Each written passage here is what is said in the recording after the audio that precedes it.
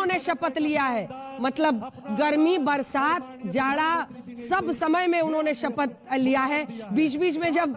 मतलब मौसम पलटता था, वैसे तो जो तय समय है विधानसभा का, वो चुनाव का समय यही जाड़े का वक्त था, लेकिन वो बीच बीच में गर्मी में भी, बरसात में भी, जब इधर से उधर, और इस बार चुनाव में वो जहां जहां जाते थे बड़ी साफगोई से कहते थे कि अब इधर से उधर नहीं करेंगे। तो वो शायद जनता को अपील किया, और जितने लोगों से मैं मिली निजी तौर पर, उन सब का ये मानना था कि उन पर जो निजी हमला हो रहा था, उनकी तबीयत को लेकर, वो कहीं कहते हैं बिहार के लोगों का दिल बड़ा अंदर से, मतलब नारियल जैसे होते हैं, बाहर से कड़क लेकिन अंदर से बड़ा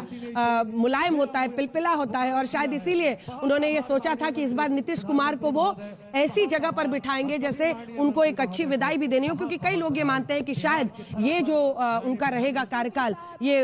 एक विदाई वाला कार्यकाल रह सकता है। ये तीन चेहरे हम आपको दिखा रहे हैं, सम्राट चौधरी का चेहरा इधर, उधर विजय सिन्हा का, और एक बार फिर से नीतीश कुमार मुख्यमंत्री के तौर पर आज शपथ ले रहे हैं। प्रधानमंत्री नरेंद्र मोदी का चेहरा जो बीजेपी के लिए बहुत काम आया, गृह मंत्री अमित शाह की रणनीति जो जमीन पर काम आई, वहां पर धर्मेंद्र प्रधान जो प्रभारी के तौर पर डटे रहे, और ऑफ रिकॉर्ड ऑन रिकॉर्ड सभी कहते रहे कि जितने लोगों में एक नाराजगी भी थी, मैं आपको बता रही हूं आशुतोष जी, अनेकों लोग ऐसे थे, जैसे आप देखिए जहां पर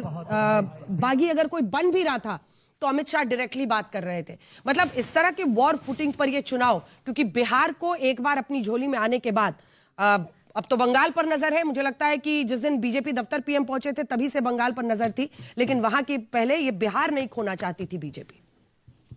आशुतोष जी देखिए, मैं तो दूसरी चीज में देख रहा था, धीरे से बोलने लगे कि